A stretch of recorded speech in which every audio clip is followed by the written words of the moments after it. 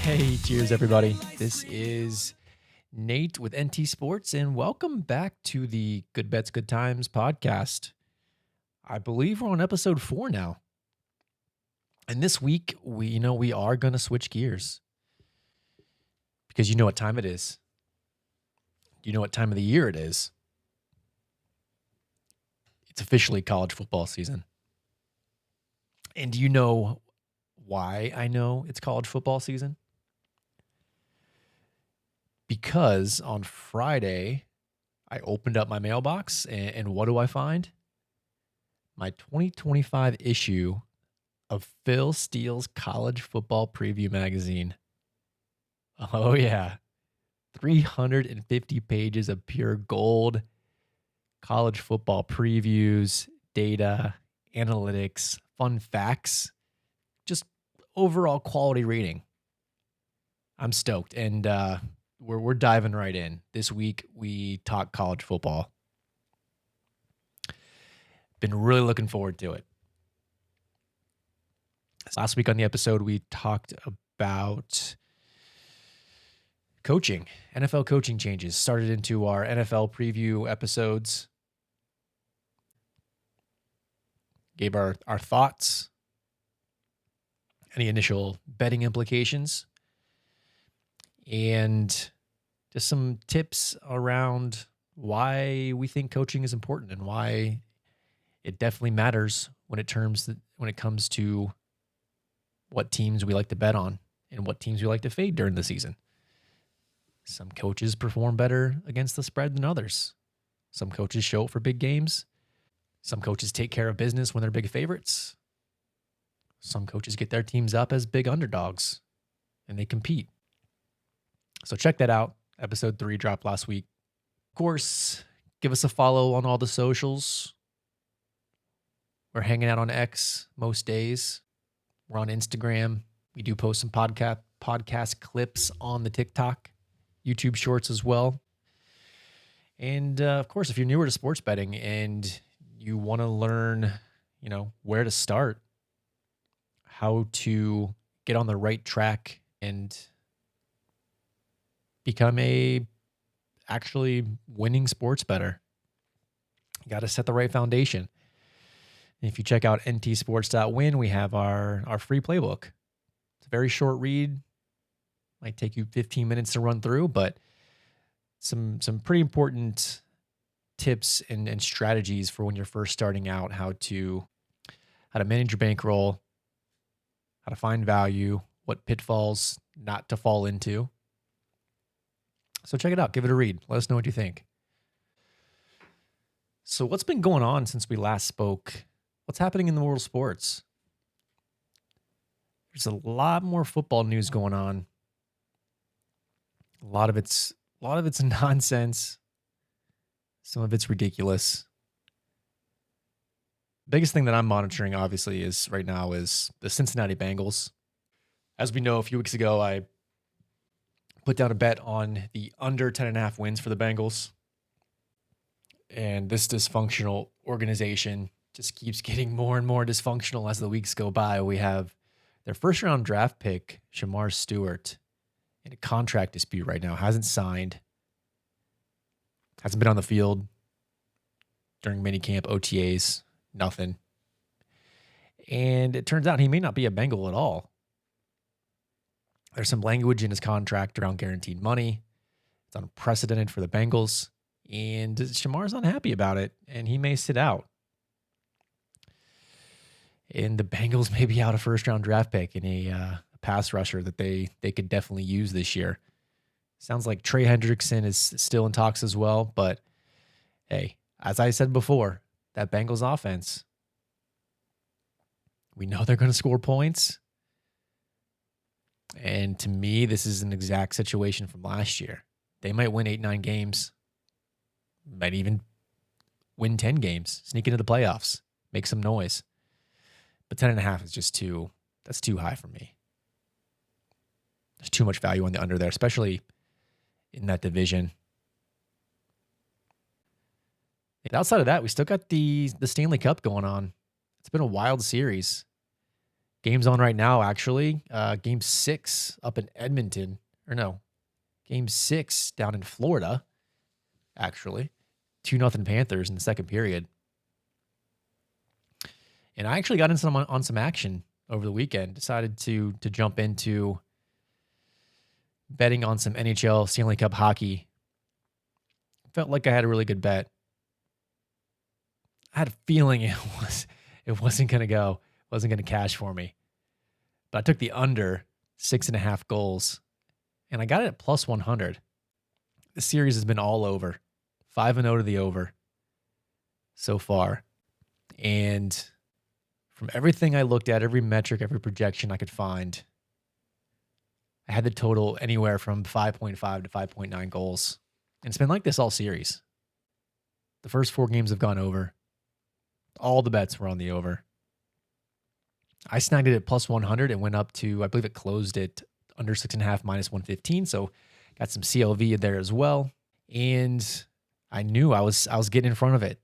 I knew I was getting in front of it, but I couldn't pass up the value. And I feel it was a good bet. Good bets don't always win, but we went into the third period. It was 2-0 Panthers. Sitting good. 14 minutes left. 3-0 Panthers. Okay, fine. About a minute later, less than a minute later, Edmonton scores at 3-1. Okay, getting a little nervous. Then they go on to score 3 more goals, including an empty netter to seal my fate. And we lose the under, land 7. Just out of nowhere. We're talking 5 goals in the third period. Last 14 minutes of the third period to push that line over. And then tonight, back at it again. 6.5 looked really good. Couldn't find a good number on it though. It was still juiced up to minus 115 at most books, minus 120, minus 125 at some books. They were begging. The books were begging us to take the over again for the 6th straight game. Sitting at 2-0 so far, but we know how that works. Yeah, we'll see what happens in the third period here, but I couldn't do it. I couldn't step in front of it again. There's something to be said about one thing I heard a while back. I don't know where I heard it from. Some smart sports bettor on a podcast or on the internet somewhere made a comment about not getting in front of momentum. Essentially what that means is in a situation like this, where 5 straight games have went to the over, you would think, and your first initial thought is, and one of the fallacies in gambling is the under's got to be due, right? This series can't go all overs throughout the entire series, can it? It could. It definitely could.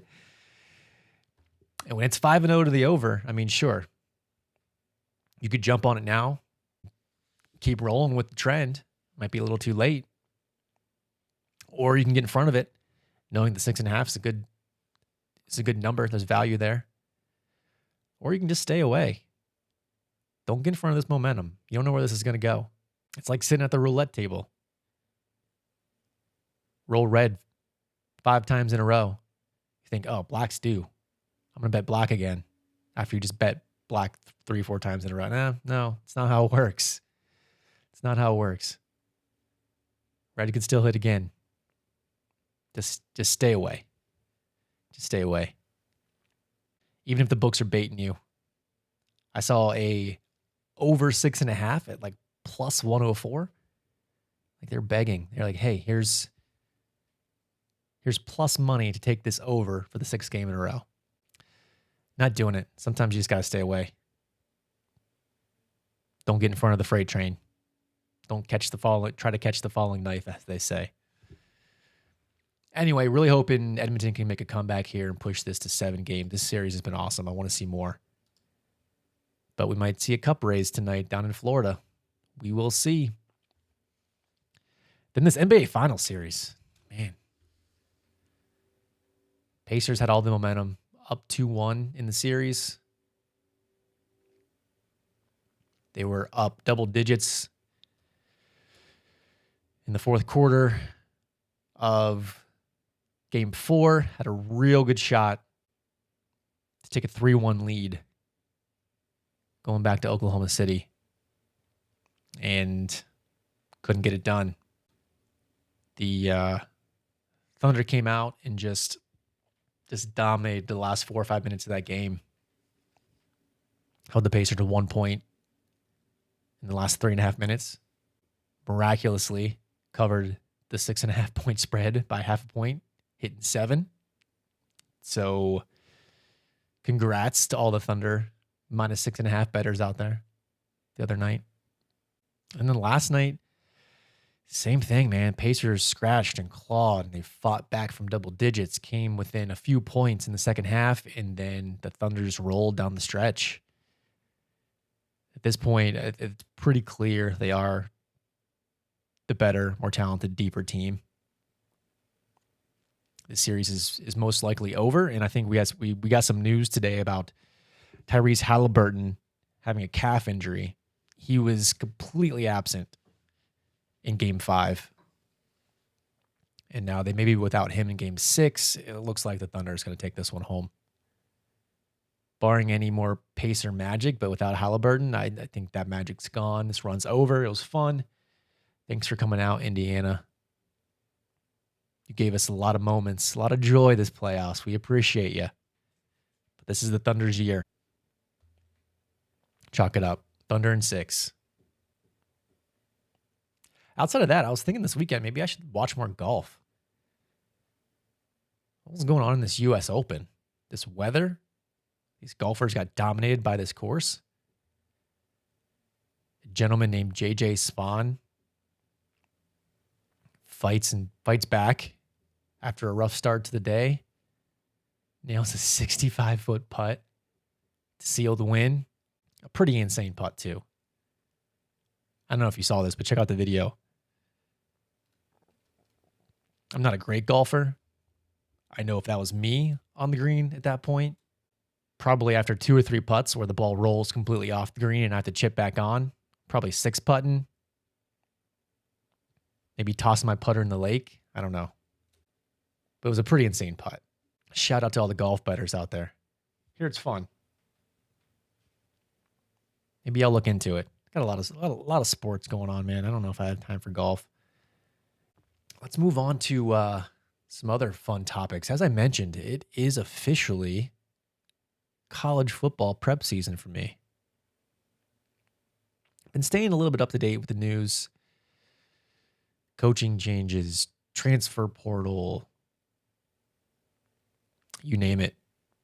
All the talk around conference realignment, the nil situation. I don't even want to get into that. But it's time to start diving in. I got my preview magazine and just monitoring the market, looking at the lines, and that's what we'll dive into today. So to kick off our official college football preview season, that'll last us from now the next 2 months up until week 0 kickoff in late August. Today we're going to look at the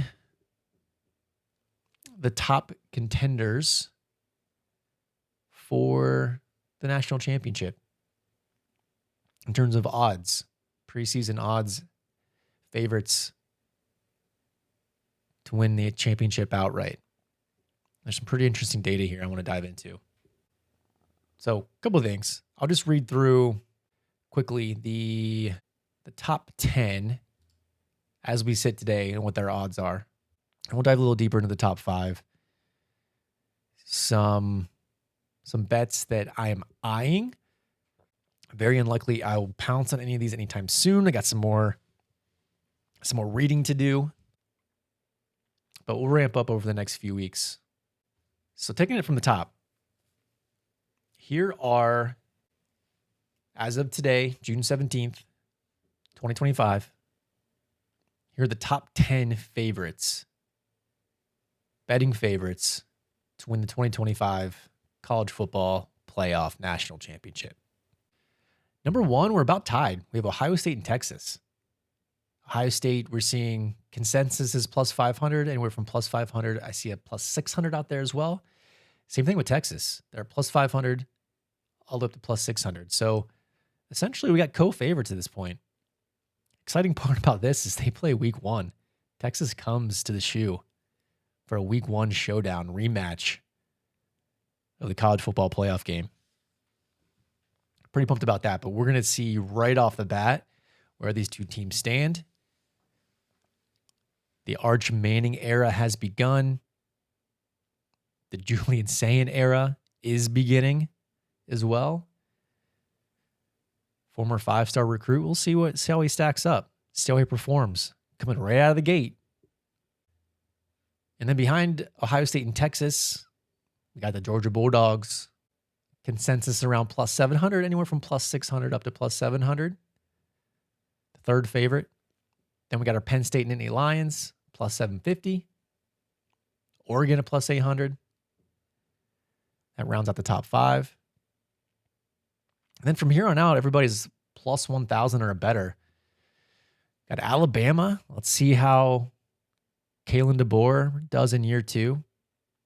You can get them anywhere from plus 1,200 up to plus 1,500. Then we got Notre Dame at number 7 right now. Same thing I see anywhere. Plus 1,200, plus 1,400, about the same boat, a little bit higher than Alabama. Clemson's a team I'm liking. Playoff appearance last year. Cade Klubnik comes back. This team is solid. LSU, obviously with Garrett Nussmeier, Brian Kelly. That quarterback head coach combo is key when we're looking at these championship futures. But LSU's sitting right now anywhere from plus 1,500 to plus 2,000. And then rounding out the top 10, we got a tie with Michigan and Ole Miss. And then, from there, everyone else is 3,000 plus, Miami, Tennessee, Texas A&M, etc. So kind of diving back in the top, we already kind of talked about Ohio State and Texas, the two front runners. And really, I know everyone loves Texas. Everyone loves Arch Manning, the way he performed in his starts last year. Very brief starts. A lot of folks were saying he should be starting in the playoff over Quinn Ewers, but Coach Sark is back. This team is loaded once again. And then the Buckeyes. This also is a improved team. They lost a lot of players to the draft. Lost Chip Kelly. On the offensive side of the ball, promoted Brian Hartline to OC. Matt Patricia comes in, a defensive coordinator, after Jim Knowles betrayed us and left for Penn State. But it's going to come down to the quarterback position. We know Ohio State reloads at QB every year. Julian Sayin can sling it. We'll see how he performs under pressure this Big Ten schedule next year.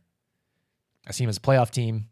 Wouldn't put my money down yet on a championship future, and neither Texas as well. To be honest, the way I'm looking at this, I want to see how week 1 goes, Ohio State versus Texas. And to be honest, I think the loser of that game, you're going to get some pretty juicy odds for a championship. And depending on how the game goes and how it's performed, that might be the time to jump in there. 0-1 team. Maybe want to get some value, but we'll see. We'll see how that goes. Georgia, man, you know Georgia's always going to be stacked, but still, the quarterback position is a question mark for me. We saw Gunnar Stockton's performance last year against Notre Dame in the playoff. Left a lot to be desired. Georgia's a stay away from me right now. Penn State. So Penn State is the team that I'm eyeing up. From what I've looked through and what I've read about their roster so far, we know Big Game James has a difficult time in those primetime spots. It's another tough Big Ten schedule, but he's got Drew Aller coming back. He's going to have great quarterback play. This running back duo that they have is elite. This team honestly reminds me a lot of 2023 Michigan. I think Aller's solid enough to lead this team to the playoff, possibly a Big Ten championship. And with this offensive line, this running back situation, and in the defense, bringing in Jim Knowles is huge. They have talent up front, D-line, linebacker, in the secondary. You can get Penn State right now at, I'm seeing a plus 800 out there. They opened around plus 850 a few months back. They got bet up a little bit. And if I had to pick one of the top 5 teams right now to put some money on for a championship, I got to go Penn State. I got to go with the experience of Drew Aller, James Franklin. Man, they played tough in the playoff. They had Notre Dame on the ropes. They were a few minutes away from playing Ohio State in the national championship last year. So, and then Oregon, number 5, pretty close to Penn State. You can get them at, as I mentioned, plus 850 right now, coming off a Big Ten championship, number 1 overall seed. Just got routed by Ohio State in that second round game in the rematch. They bring in Dante Moore, UCLA transfer at quarterback. They'll be back. They'll be good again this year. I mean, they're plus 800 for a reason right now. The fifth favorite. I think a lot of that has to do with last season, but they bring back a pretty solid roster, and to me, it's going to come down to quarterback play once again. Is Dante Moore the guy? We'll see. Then from there on out, I mean, Alabama. I could build a case for Alabama right now. I'm going to dive a little bit more deeply into the SEC and their schedule this year, and the quarterback situation as well. But I do like Kalen DeBoer in his second year, getting his systems in place, bringing in his guys. I think this Alabama team could have some value, especially, I mean, I see a plus 1,500 out there. That is not bad, not bad. And then right up there with Notre Dame, same thing here, man. Like after coming off that runner-up, losing the championship to Ohio State last year, it's going to come down to the quarterback situation. I got to dive into these quarterbacks they have. But the rest of the roster, this defense is going to be elite. They're going to give a lot of teams fits. But before I even consider putting anything down on this team, I really got to dive into the quarterback situation. Now, Clemson coming at number 8. You can get Clemson right now. I think they were plus 2,000 at one point a few months ago. Best available is plus 1,400 now. There's definitely some love in the market for Clemson at this point. And there's reason for that. I think they have the number 1 returning quarterback, in my opinion, in Cade Klubnik. Dabo's been there. They're stout up front. The receiving core. The defense is going to be excellent. I think they run away with the ACC. Not worried about Miami and Carson Beck. They'll be competitive. But at plus 1,400, I really think Clemson might be one of my earlier bets. We already mentioned Penn State at plus 800. I could see myself getting down on some Clemson before the season starts. Maybe very soon. The more I dive into this roster, the schedule, their path to the playoff, and just ride and play Cade Klubnik in what is third season now. And the rest of this roster is just solid, completely solid. O-line, D-line, they're built from the trenches and at quarterback in the head coach experience. I mean, that's what you love in a national championship future. LSU is interesting as well with Garrett Nussmeier coming back. I think I have him as my second ranked quarterback. Got the head coaching experience with Brian Kelly. Still worry a little bit about this team competing in the SEC with the rest of the roster. Remains to be seen. From what I'm seeing, I don't feel super comfortable. I mean, they're elite once again at wide receiver. Defense is going to be a question. O-line is going to be a question mark. But this is going to be a really good offense. They have the quarterback. They have a head coach. So they have the pieces to compete this year. Then we got the Michigan Wolverines. You can get them all the way up to plus 2,800 at this point. Yeah, I'm seeing a plus 2,800 out there. And once again, comes down to the quarterback position. They have Bryce Underwood, number 1 overall recruit, 5-star, elite quarterback. But it's tough to buy into a true freshman quarterback in his first season. But like I said, with this defense, they're going to play the same type of game they've played the past couple seasons. They're going to play great defense. They're going to pound the ball. It's going to come down to quarterback play. But with Oregon, Penn State, and Ohio State, I think Michigan's on the outside looking in here. So then outside of that, looking at a couple long shots that I do like that are outside the top 10. If you really want to dive deep into some big numbers, I'm looking at a plus 5,000 right now for the Florida Gators. Another SEC team. And really what it comes down to for me is the quarterback, DJ Lagway. This guy can play. I think Billy Napier's finally building something here. They got talent in the trenches, the O-line, D-line. The defense will be solid. I like them a little bit better than LSU.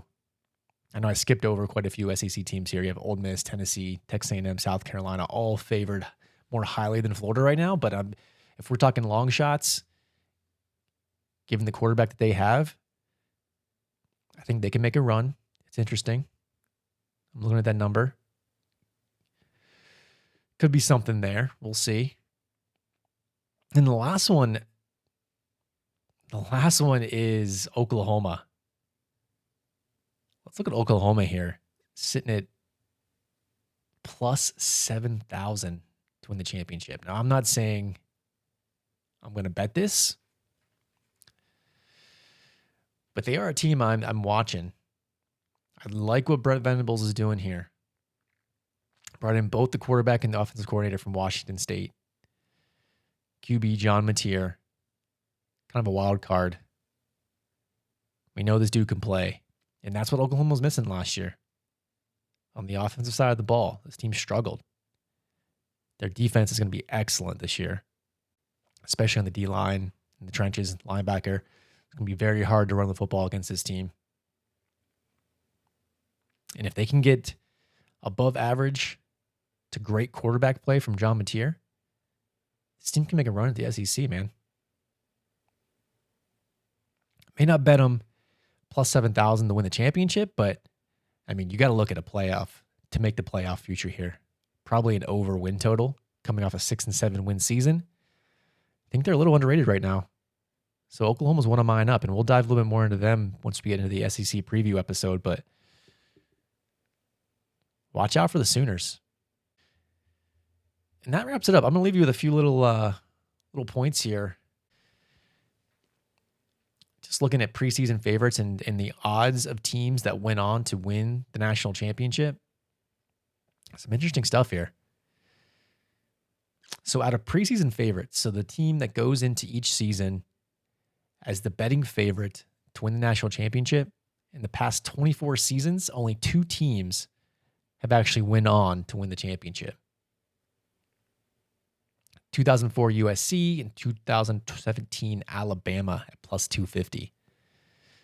So only 8% of the time in the past since 2002, when we had good data on these odds, 8% of the time as the actual favorite going into the season won the championship. There's been more long shots that have won the championship. 3 teams. Biggest being 2010 Cam Newton Auburn at plus 5,000. 2014 Ohio State, you know the run that they made. Urban Meyer, Cardell Jones, Zeke Elliott. The team was stacked, but they were very, very lowly rated heading into that season. Plus 4,000, went on to win the championship. And then 2019 LSU, we know the Joe Burrow season, that electric LSU offense, plus 3,300 going into the season. So out of the last 24 years, 3 long shots, 12% at plus 3,000 or better have went on to win the championship. More than the actual preseason betting favorites. Now, looking at like the top tier, so like top 5 preseason betting favorites, 66% of the time, the championship is a top 5 preseason favorite. 16 out of 24 champions. And then in that mid-range tier, so about 5 to 10 range, kind of long shots, plus 1,000 or better. 2003 USC was plus 2,000. 2009 Alabama was plus 1,200. And 2003, the Jameis Winston Florida State Seminoles at plus 1,600 went on to win the championship. So just kind of diving in the numbers and what these preseason odds truly mean. Obviously, it's a lot different now with a 12-team playoff. Teams like Ohio State, who may not have got in previous years, sneak into the playoff off a loss, and they go on to make a run. But still, even going into the season, they were a top 5 betting favorite team last year. So we'll see. We'll keep diving in over the next few weeks. I'm really pumped to dive into some of the conference previews, look more at win totals. We'll look at odds to make the playoff. Keep watching the market for championship bets. I don't bet a lot of futures in college football, especially early on in the season or preseason, simply because there's just so many unknowns. College football is so much more difficult with all the portal transfers, new freshmen coming in, teams losing guys to the draft. You really don't know how some of these guys are going to respond early in the season. So, but I still think diving into the data, understanding more of the rosters, the coaching situation, the quarterback situation, I think you can find some value, especially on some win totals and maybe some long shots to sneak into the playoff at some plus odds. So we'll dive in there over the next few weeks. And yeah. So that's it, folks. Another episode in the books. Once again, thanks for hanging out. Come hang with us on the socials. Let's connect. Let's share ideas, share strategies. If you think I'm completely off base on something or you think I'm full of shit, please let me know. I appreciate the feedback. If you just want to argue about something, happy to do that as well. That's the fun of sports, man. We all have different opinions. We all see things differently. But until next time, good bets, good times. Cheers, everybody.